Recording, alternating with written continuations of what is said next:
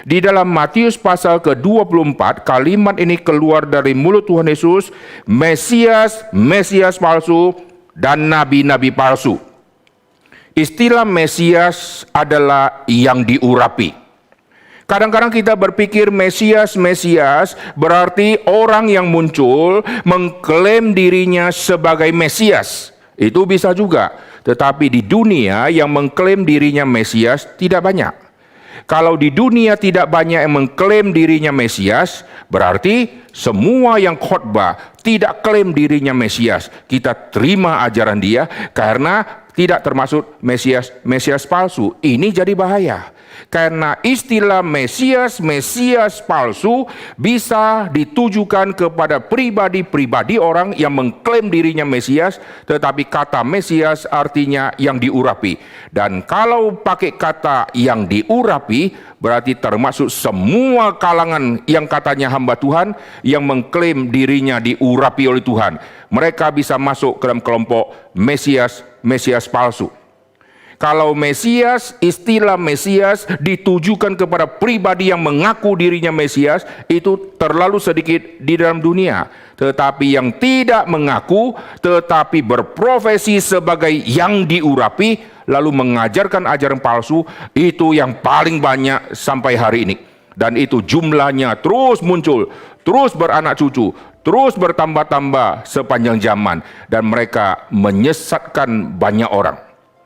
Bahaya-bahaya STT adalah dosen-dosennya tidak mengerti Alkitab, lalu mengajari murid, lalu muridnya setelah lulus mengajari lagi jemaat berdasarkan pengajaran yang dia dapat di STT. Akhirnya seluruh domba-domba Tuhan yang haus firman Tuhan datang ke gereja mendapatkan gembala yang khotbahnya ngaur, lalu seluruh iman yang didapat adalah iman yang ngaur. Iman timbul dari pendengaran, kalau pendengarannya bukan firman Tuhan sejati, akan muncul iman yang palsu. Ini yang sangat mengerikan di dalam dunia kekristenan. Karena STT bisa tiba-tiba muncul. Dosen-dosen yang mengajar, tidak jelas alirannya dari mana, doktrinnya dari mana, mendadak bisa ngajar, lalu mempengaruhi seluruh mahasiswa, dan mahasiswa akan mempengaruhi seluruh domba-domba Tuhan. Bayangkan kalau satu mahasiswa kelak jadi gembala, lalu membawai 1.000 orang, 1.000 orang akan disesatkan. Ditambah lagi, selain membawai 1.000 orang yang bisa dengar khotbah dia, ditambah lagi khotbah dia di-upload di YouTube, akan disaksikan mungkin tak terhingga oleh setiap manusia di sepanjang zaman, selama YouTube itu tidak dihapus oleh dia. Maka kalau kita tidak hati-hati, kita akan terjebak. Kita melihat hamba-hamba Tuhan yang melayani Tuhan, mereka yang khotbahkan firman Tuhan, lalu kita tidak mengerti firman Tuhan, kita akan setuju dengan ajaran dia, dan kita tidak tahu dia itu tanda petik Mesias palsu yang disebut di dalam Alkitab, yaitu yang mengklaim dirinya yang diurapi. Hamba-hamba Tuhan yang mempunyai keyakinan yang luar biasa selalu punya ciri, yaitu mengklaim diri mereka diurapi oleh Tuhan. Maka karena diurapi oleh Tuhan, mereka mendapatkan karunia-karunia yang begitu banyak. Salah satunya adalah karunia menyembuhkan. Sehingga orang-orang awam waktu menafsir hamba Tuhan ini, dia dipakai Tuhan atau tidak, lihat karunia yang menyertai dia. Ingat, semua karunia bisa dipalsukan oleh setan. Tidak ada karunia apapun yang setan tidak bisa palsukan. Setan bisa palsukan semua, termasuk diri Yesus saja bisa dipalsukan dengan muncul istilah Mesias palsu. Kristus palsu. Kalau Kristusnya bisa dipalsukan, yang diurapi bisa dipalsukan, apalagi karunia-karunia yang tampak. Semua bisa mengklaim dirinya punya karunia dan dirinya diurapi oleh Tuhan.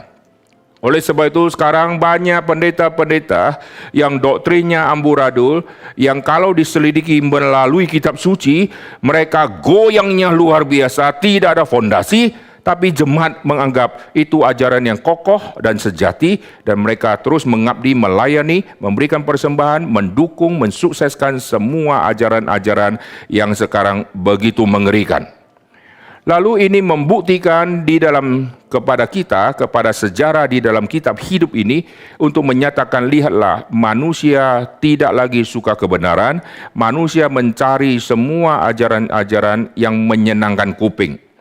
Di dalam Matius pasal ke-24, Yesus katakan, ada Mesias palsu. Berarti mengklaim dirinya yang diurapi. Dan muncul istilah baru lagi, nabi-nabi palsu. Berarti klaim dapat wahyu Tuhan. Dua ciri ini ciri yang sangat susah untuk dideteksi oleh orang awam.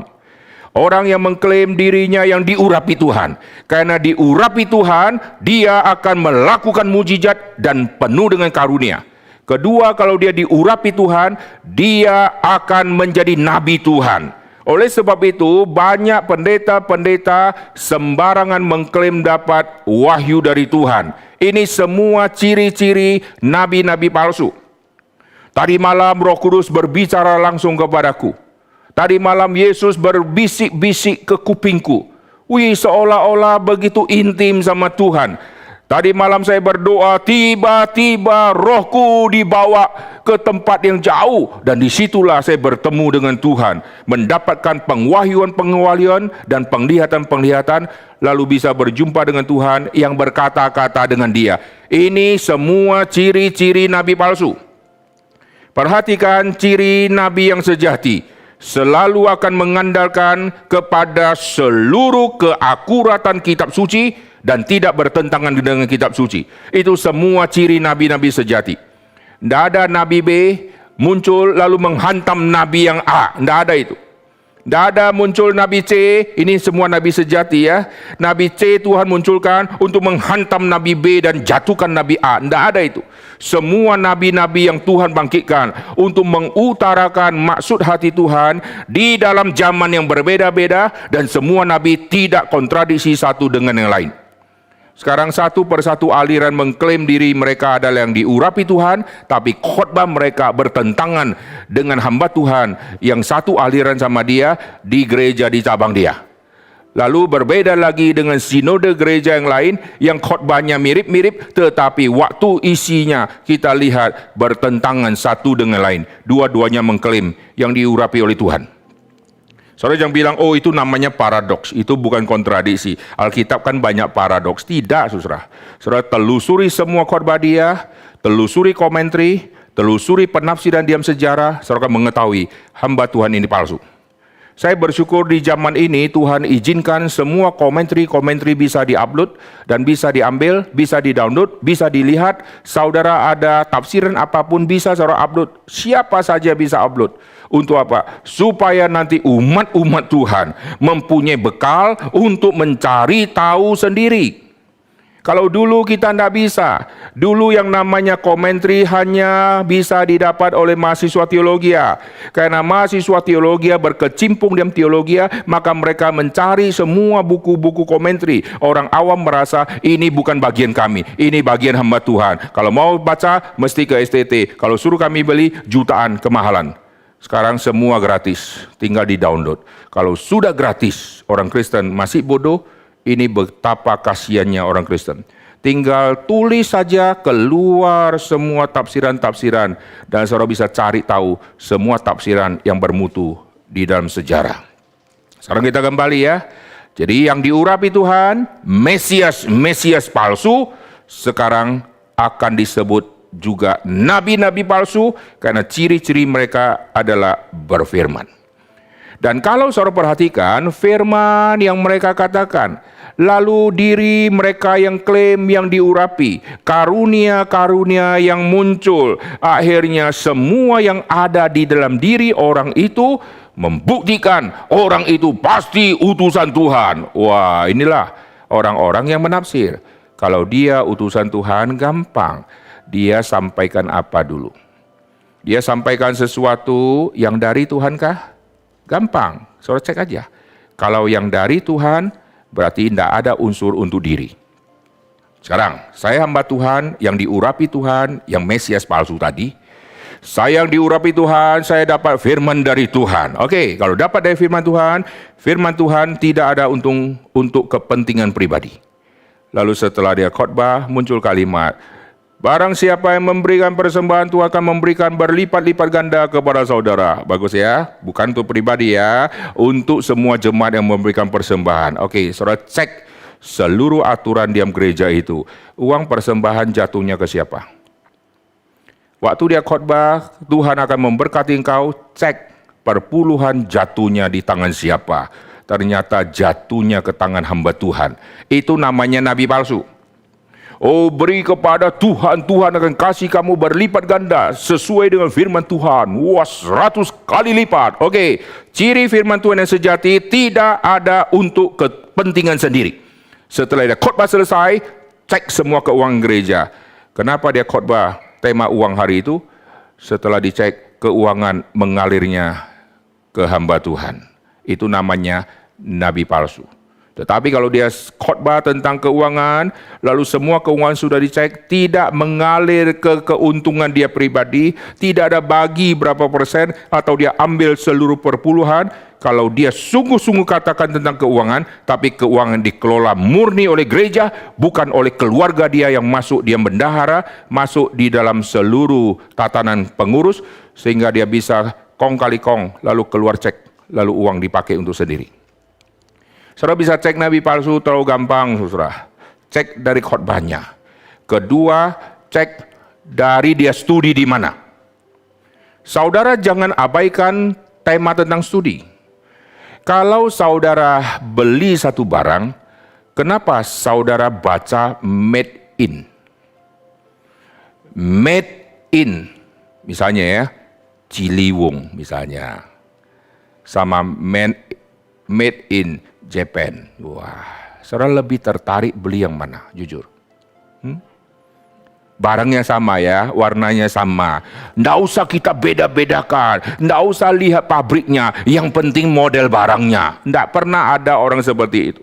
Apalagi kalau sudah barangnya di atas 10 juta, saudara mulai akan melihat ini benangnya asli atau tidak, ini warnanya. Kadang-kadang saudara pakai kuku, korek tanpa diketahui oleh si penjual untuk melihat dia lepas enggak warnanya.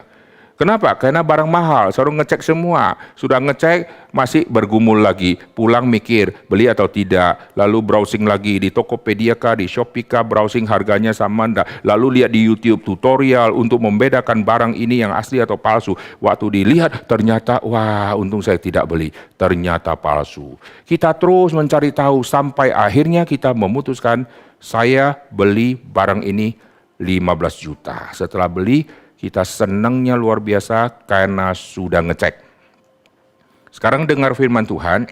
Firman Tuhan itu seperti obat jakpo yang akan menguatkan iman kita. Ini seperti obat vitamin yang begitu mahal. Karena mahal, maka banyak palsu. Tidak ada obat murah yang dipalsukan. Saya sampai hari ini tidak pernah lihat tusuk gigi dipalsukan. Ada nggak?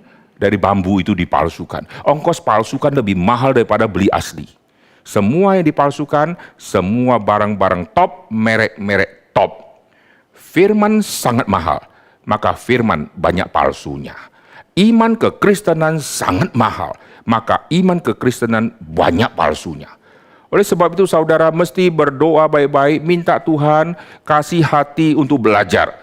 Sehingga saudara tidak gampang diombang-ambingkan oleh ajaran-ajaran palsu.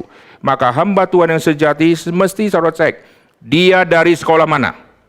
Karena dari sekolah saudara bisa lihat, dia punya dosen-dosen kira-kira aliran apa. Dari situ kita akan menemukan, kalau pabrik kecap, keluar pasti kecap. Tidak mungkin keluar teh botol. Saudara lihat dia keluar dari kampus mana, kira-kira nanti akan menghasilkan siapa. Kira-kira modelnya mirip-mirip. Kecuali dia ekstrim, keluar menjadi ajaran yang lain. Tapi kemungkinan semua rata-rata mirip. Maka saudara baca, dia lulusan dari mana, doktor kah, cek doktor dari mana dia. Dulu di daerah Sumatera, saya ketemu sama pendeta, yang adalah kelompok dia pemimpin dari forum kebersamaan seluruh gereja-gereja yang ada di sana. Lalu saya ngobrol-ngobrol sama dia. Dia berkata, Pak, di sini banyak pendeta-pendeta gelarnya palsu. Itu teman saya tahu betul, mendadak MTH. Dari mana dia MTH? Dulu STH, loncat MTH cepat kali. Lalu tidak lama kemudian, doktor dia. Di sini banyak pendeta-pendeta gelarnya palsu. Terlalu gampang. Saya kalau buat kartu nama langsung doktor di depan. Terlalu gampang. Lalu pergi ke pedalaman. Membodohi semua orang-orang di tempat yang jauh. Yang kalau cek susah. Tapi sekarang terlalu gampang cek. Kau lulusan dari mana? Sebutkan kampusnya. Langsung kita pergi ke kampusnya. Cek. Pakai namanya browsing di kampusnya. Cari semua database. Pernah nggak dia kuliah di situ? Nilainya semua terdeteksi semua, saudara. Maka kita bisa melihat hamba Tuhan ini asli atau palsu, lihat dari dia lulus teologi yang mana. Kalau ada sekolah teologi yang resmi, masih lebih mending. Cilakanya sekolah teologianya fiktif, tidak ada punya. Kalau sekolah teologianya sudah fiktif, lalu sekarang dia pakai gelar fiktif, dia khotbah kepada jemaat, lalu berfirmanlah Tuhan sendiri gelarnya fiktif, saudara coba bayangkan. Kita mengabarkan kebenaran, lalu gelar yang mendukung kita adalah gelar palsu dan gelar fiktif. Itu yang tidak studi tetapi dapat gelar. Lalu yang studi, yang dapat gelar, tapi gelar abal-abalan. Pokoknya sekedar duduk, dengar, lulus. Ujian gampang. Setelah jadi hamba Tuhan, bingung mau khotbah apa, saudara. Saudara perhatikan, hamba-hamba Tuhan yang mengklaim yang diurapi, yang mengklaim dapat wahyu Tuhan, tidak pernah mereka pimpin PA 2 jam, 3 jam, 4 jam, 5 jam, lalu upload di YouTube. Cari siapa hamba Tuhan yang katanya diurapi, yang katanya banyak karunia. Coba kasih saya satu link. Dia eksposisi kitab 2 jam, 3 jam, 4 jam, 5 jam, non-stop, break 1 kali, kasih tahu saya. Seluruh khotbah-khotbah yang begitu dalam, tidak berani mereka khotbahkan, tidak berani mereka buat seminar, tidak berani mereka buat komentari. Kasih saya lihat komentari yang keluar dari hamba-hamba Tuhan yang katanya diurapi, ada tidak? Kasih tahu saya semua khotbah-khotbah eksposisi mereka yang berjam-jam yang disampaikan secara publik, diam seminar dan program intensif. Kasih tahu saya. Bukankah diurapi Tuhan? Bukankah dapat firman dari Tuhan? Kenapa tidak katakan kepada umat Tuhan di dalam pengajaran yang ada di dalam khotbah yang kesimpulannya dari dulu sampai sekarang sama melulu? Kau diberkati Tuhan. Amin, amin. Kau susah, Tuhan lepaskan susahmu. Kesimpulannya sama melulu. Khotbah apa saja kesimpulannya sama. Coba buat kelas PA 2-3 jam non-stop. Lalu gali Alkitab. Di situ kita akan mengerti. Dia bahas berdasarkan apa. Satu persatu ketakutan. Saudara. Kita di Reform, di cabang-cabang Reform, coba lihat. Kita buat kelas PA. Ditinggalkan di YouTube. Terus buat. Berpuluh-puluh tahun terus buat. Supaya apa? Supaya semua orang bisa mendengar, semua orang bisa dibangunkan. Oke, sekarang kita kembali Matius pasal 24 ayat 24. Kita akan membahas tema ini diam berapa kali dan nanti setelah selesai ini menjadi paket khotbah tanda dan mujizat untuk zaman ini sehingga zaman ini tidak dibodohin lagi oleh pendeta-pendeta palsu. Sebab Mesias palsu, nabi palsu akan muncul dan mereka akan mengadakan tanda-tanda yang dahsyat dan mujizat-mujizat. Saudara kalau lihat di dalam Alkitab, Tuhan melakukan mujizat. Di dalam mujizat-mujizat tertentu mengandung tanda tersembunyi di dalamnya. Maka kita melihat mujizat-mujizat yang berlaku tidak boleh pakai kacamata umum untuk melihat semua mujizat. Karena ada mujizat tertentu di dalamnya mengandung rahasia, yaitu adat tanda, saudara. Saudara kalau lihat binatang, misalnya binatang yang punya roreng-roreng di tubuhnya, macan tutul, saudara dari jauh lihat hanya terlihat seekor binatang yang modelnya seperti singa. Lalu saudara mulai zoom, ternyata dia bukan singa yang biasa. Tubuhnya ada bintik-bintik, ini macan tutul. Lalu bintik-bintik di tubuh tidak jelas. Lalu saudara zoom lagi sampai begitu dekat, saudara melihat seluruh tanda-tanda di tubuhnya sekarang menjadi jelas. Saudara kalau lihat mujizat dengan kacamata panoramik, lihat semua mirip-mirip. Di dalam Alkitab buta sembuh dan seterusnya. Tapi kalau saudara zoom lebih dekat, tidak semua orang yang buta disembuhkan oleh Tuhan, di dalamnya mengandung tanda.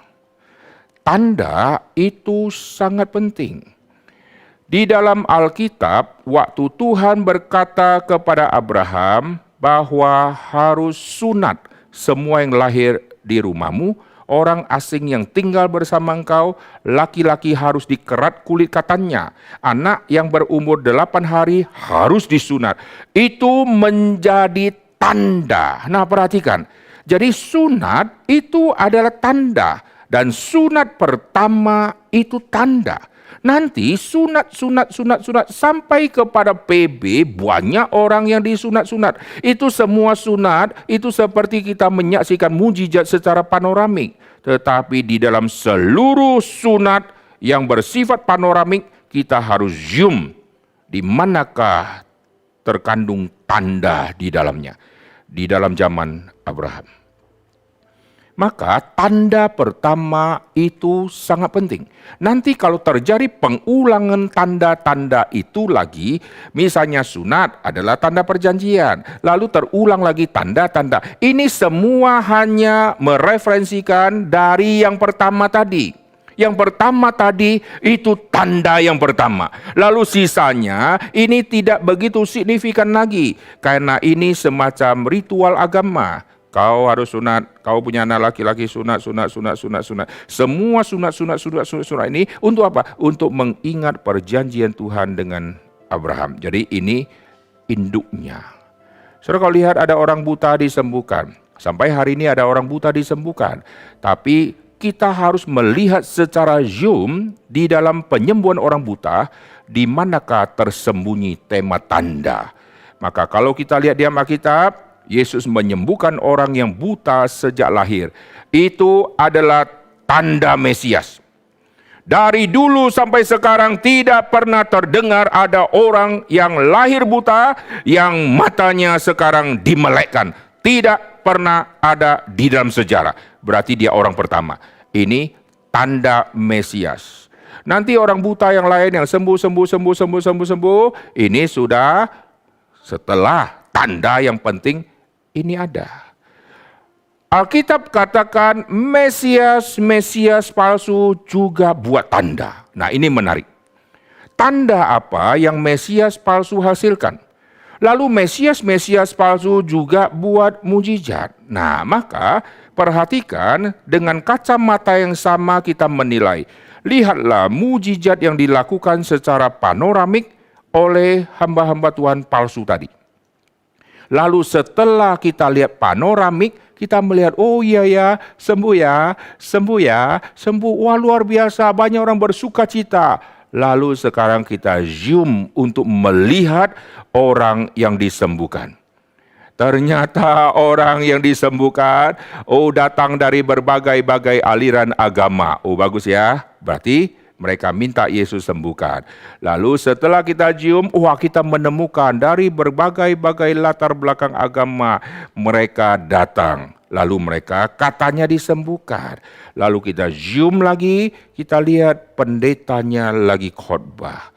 Apa yang dia khotbahkan? Yesus mencintai engkau, Yesus menyembuhkan engkau. Siapa yang sakit? Majulah, Yesus menyembuhkan engkau. Lalu yang datang dari aliran agama A, B, C, setelah sembuh, pulang ke aliran agama dia lagi. Nah, ini yang sangat penting yang kita harus lihat. tidak pernah ada di dalam Alkitab dan tidak pernah ada dalam prinsip Alkitab penyembuhan dilakukan kepada orang yang tidak menerima Tuhan Yesus, tidak meninggalkan semua kepercayaan palsu, lalu akhirnya sekarang mengabdi full kepada Tuhan Yesus. Semua yang disembuhkan dan berdasarkan semua prinsip keselamatan, kalau kau mau percaya Yesus, tinggalkan semua ajas-ajas lamamu, kepercayaan lamamu, tinggalkan semua filsafat-filsafat palsu, ideologi, aliran-aliran, ajaran leluhur nenek moyang yang tidak bisa dipertanggungjawabkan. Sekarang murni berbalik kepada Tuhan yang sejati. Khotbah itu tidak dikhotbahkan sehingga lihat dari jauh, semua sembuh, haleluya, loncat-loncat, angkat tangan. Waktu di Zoom datang dari berbagai aliran. Waktu Zoom lagi, lihat pendetanya berkhotbah. Tidak suruh tinggalkan dosa dan tinggalkan semua ajaran-ajaran lama. Kembali kepada Kristus dan hanya satu-satunya yang bisa dipercaya sebagai juru selamat, yaitu Yesus Kristus. Semua yang lain bukan. Tinggalkanlah semua yang bukan itu. Kalimat ini tidak keluar dari khotbah hamba-hamba Tuhan yang katanya kesembuhan ilahi. Yang mereka khotbahkan apa? Yesus mencintai engkau. Yesus menyembuhkan engkau oleh bilur-bilurnya. Kamu sembuh. Kamu ini siapa, saudara? Semua orang, termasuk agama manapun, kasih Kristus enggak membedakan agama. Tetapi orang yang akan mendapatkan kesembuhan dari Tuhan Yesus adalah orang yang harus beriman kepada Kristus, bukan beriman saat itu Yesus bisa. Yesus kuat, Yesus sanggup menyembuhkan aku. Bagus, bisa. Bukan iman itu. Iman yang sepenuhnya kepada Kristus, meskipun aku tidak sembuh, aku tetap percaya Yesus sampai aku mati. Itu iman sejati. Kalau aku percaya Yesus bisa. Ternyata tidak sembuh. Yesus palsu, aku pulang. Tidak percaya dia lagi. Atau Yesus bisa. Ternyata sembuh. Ya, memang Yesus salah satu pemimpin agama yang hebat. Lalu pulang, kembali ke agama masing-masing. Itu tidak pernah ada di dalam prinsip doktrin keselamatan berdasarkan kitab suci. Jadi lihat, mereka akan melakukan banyak tanda. Tanda apa? Yaitu peniruan tanda. Mereka akan memanipulasi apa yang terjadi di dalam Alkitab. Kalau Alkitab pernah ada sapu tangan, lalu ada orang sembuh pakai cara itu, maka dia akan manipulasi cara itu. Lalu satu persatu cara ditiru di dalam dunia ini. Dan saya pernah melihat ada hamba Tuhan yang menyembuhkan orang yang tuli dengan tangan ditusukkan ke telinganya, lalu dia buka, lalu orang itu sembuh. Tapi saya belum pernah lihat sampai hari ini. Tidak tahu pernah ada atau tidak, tapi tidak pernah saya lihat ya. Yaitu buang ludah ke tanah. Oles-oles. Tempel di mata, suruh basuh ke kolam sana. Tidak pernah ada, saudara. Misalnya ya, kita coba buat ya, tiru ya, pui gitu ya. Orang yang buta dengar apa itu pui-pui. Lalu kita oles-oles. Lalu kita tempelkan, suruh dia, basuhlah dirimu ke kolam sana. Tidak pernah ada. Yang kayak begitu tidak ditiru. Yesus dari dulu sama sampai yang sekarang. Yesus berjalan di atas air. Nah, ini saya pernah tahu ada yang tiru, tetapi tenggelam. Coba-coba dia jalan. Seperti zaman Yesus hebat. Berjalan. Begitu langkah langsung cemplung dia. Tidak bisa, susah. Lalu kalau Yesus dari dulu sama, ayo sekarang terangkat ke surga, ayo coba. Habis setengah turun lagi coba. Naikkan badanmu setengah turun lagi coba. Lalu bisa, itu pemain sulap-sulap semua bisa. Itu semua ada triknya. Dan YouTube sudah bocorkan semua. Tidak ada rahasia tersembunyi. Semua dibocorkan. Orang yang main sulap belah dua. Orang yang masuk anak kecil buka jadi singa, jadi harimau, semua dibocorkan. Tidak ada yang tersembunyi lagi. Bahkan sekarang muncul si pesulap, setelah sulap dia yang bocorkan sendiri. Wah, berarti nggak laku lagi dong. Karena besok dia main lagi sudah ketahuan. Sekarang dia sulap, sudah selesai, dia bocorkan sendiri. Sekarang tidak ada yang rahasia lagi, saudara. Lalu saudara mau keep firman Tuhan? Firman Tuhan tidak boleh dirahasiakan. Firman Tuhan harus disebar secepat-cepatnya. Karena semua dunia ilmu satu persatu sudah bongkar semua rahasia mereka. Lalu orang Kristen masih menyimpan rahasia Injil untuk kalangan sendiri. Ini sayang sekali. Oke, sekarang kita kembali ya. Jadi nabi-nabi palsu mereka melakukan tanda-tanda dan mujizat-mujizat. Oleh sebab itu mereka akan menciptakan tanda petik hal yang orisinil sebagai tandanya dia. Bukan tanda dari Tuhan, tapi tandanya dia. Oleh sebab itu, hamba-hamba Tuhan, kesembuhan-kesembuhan ilahi selalu ada ciri khas orisinil dia. Lalu dia mulai mencari-cari semua yang bisa dijadikan orisinil. Jubah Elia. Di manakah yang berperan dengan istilah jubah Elia? Sudah hampir tidak muncul, saudara. Waktu saya keliling NTT, saya menemukan dia punya wajah muncul di Sumba begitu banyak. Dan saya melihat mobil-mobil yang disewa oleh aliran seperti ini sudah 1-2 bulan sebelum acara. Mereka panitia sudah stay di situ, sewa mobil sampai berbulan-bulan. Lalu keliling bagi VCD, DVD sampai berpuluh ribu DVD. Untuk apa? Promosikan yang namanya hamba Tuhan ini akan datang di Sumba. Lalu semua biaya keluar begitu banyak. Dan saya pimpin KKR regional, saya ketemu pendeta. Pendeta itu bilang, saya salah satu panitianya. Dalam hati saya, kau pendeta tapi tidak tahu mana aja yang benar dan mana aja yang tidak benar. Lalu kami layani siswa-siswa, kami kasih tahu ajaran yang sejati, Kristus yang sejati sebelum hamba Tuhan itu tiba.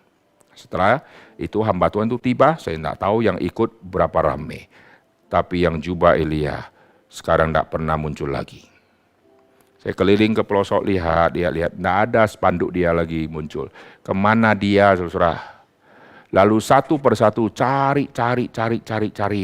Maka ada yang spesialis di minyak urapan, tanda itu ya. Lalu ada spesialis lagi di mana yang suka ke neraka, itu spesialis dia.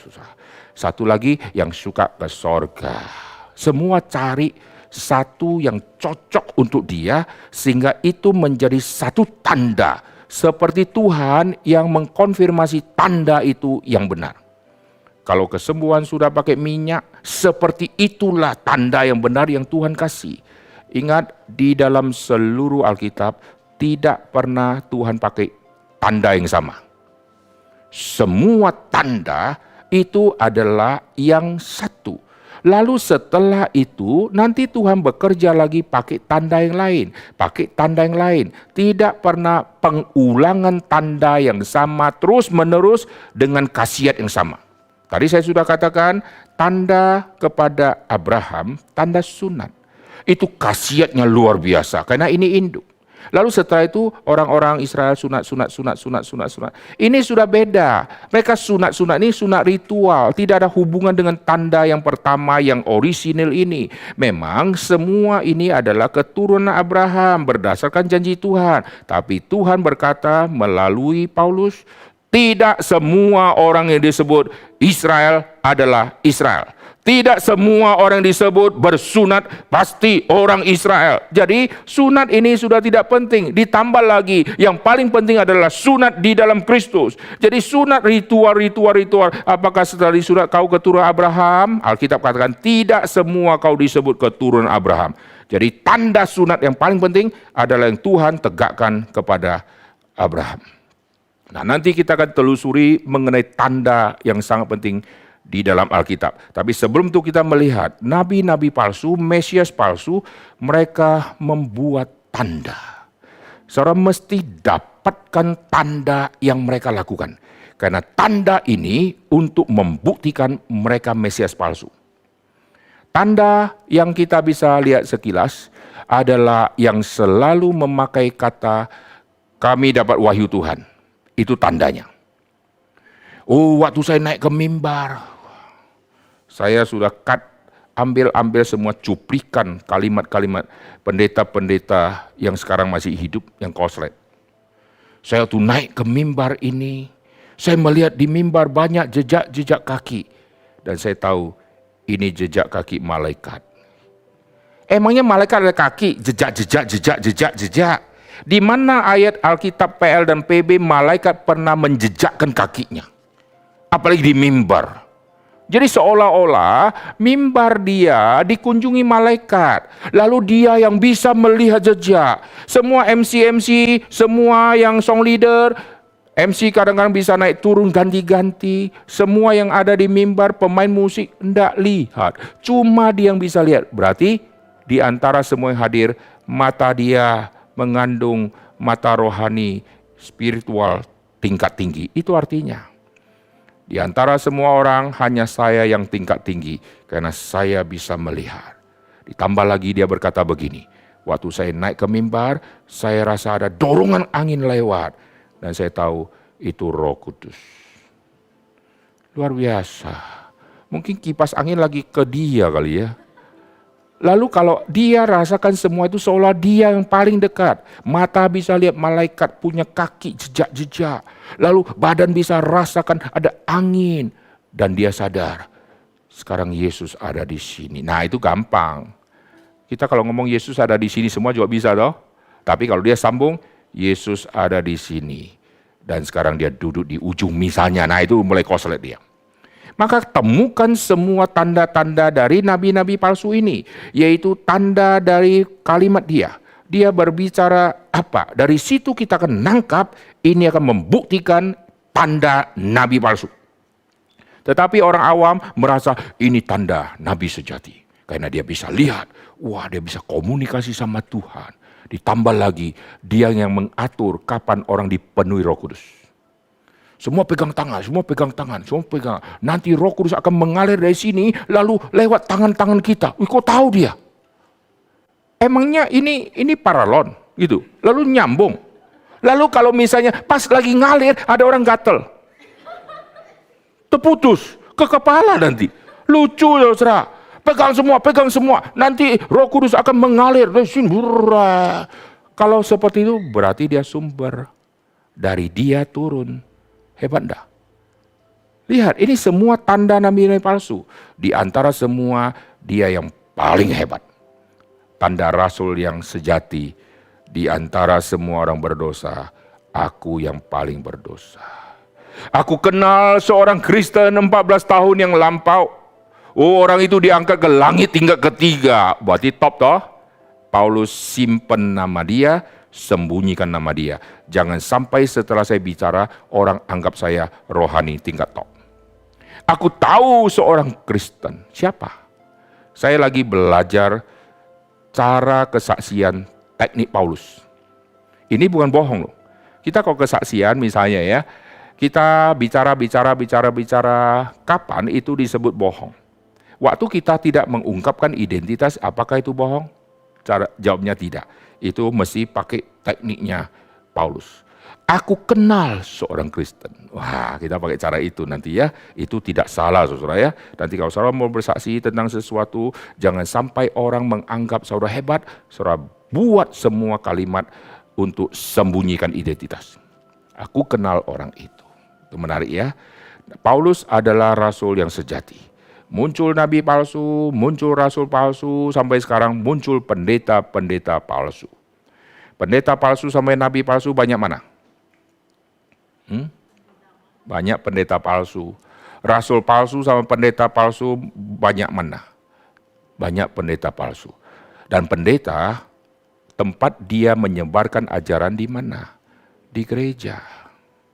Maka gereja menjadi tempat yang sangat mengerikan. Bangun gereja, sewa gereja, bayar sampai beratus juta untuk sewa selama 1 tahun, kadang-kadang berapa miliar, renov. Untuk apa? Untuk si pendeta punya wadah untuk menyesatkan. Maka jikalau pengurus-pengurus gereja, orang-orang Kristen yang sudah diselamatkan tidak mau belajar firman, mungkin dia jadi majelis di situ.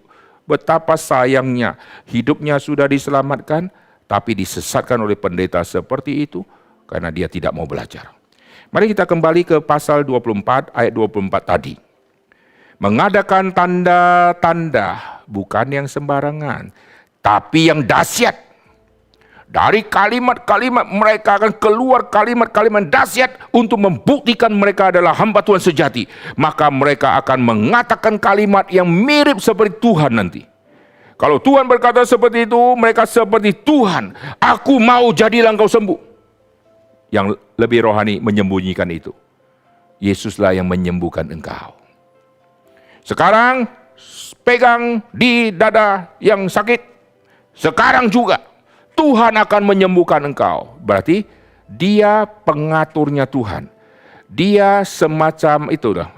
Kalau kita lihat orang-orang yang mau buat acara, nanti kan ada yang komando. Dia yang mengkomandokan Tuhan.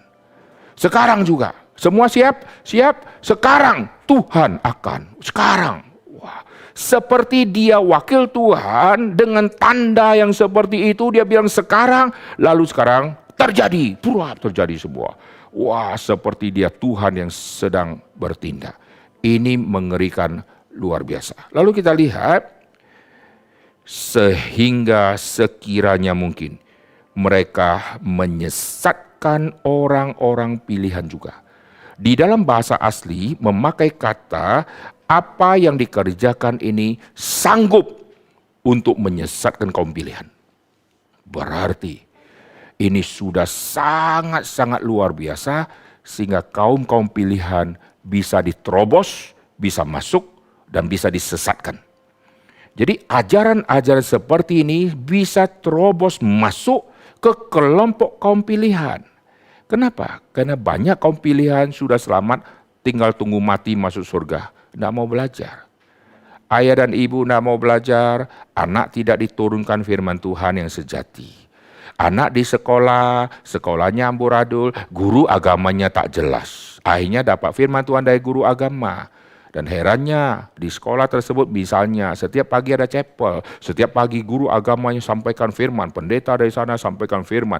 Anak sudah dapat firman sejak kecil dari guru agama, dari si hamba Tuhan yang menjadi gembala di sekolah sana, lalu sampai ke gereja, dengar firman Tuhan, orang tua tidak ajarkan lagi, lalu sekolah minggu mau datang mau tidak terserah gitu ya. Lalu anak ini bertumbuh. Anak ini sudah diselamatkan, kaum pilihan, setelah dia lulus SMA, dia pergi kuliah di luar negeri, akhirnya ikut semua ajaran palsu, karena tidak ada fondasi selama dia dari kecil. Ini yang terjadi. Jadi kaum pilihan bisa disesatkan. Mungkin kita juga di dalamnya. Banyak orang yang ada di reform. Oke, jangan kira hatinya di reform. Hatinya lebih tertarik kepada ajaran yang aneh-aneh. Kaum pilihan akan disesatkan. Tugas kita adalah orang yang sudah menerima Kristus, kita tanamkan semua fondasi firman yang sejati, sehingga waktu serangan muncul, waktu godaan dari hamba-hamba Tuhan palsu muncul, mereka hanya senyum. Kau tidak mungkin bisa menarik saya untuk setuju aliranmu, karena saya sudah tahu kebenaran. Amin.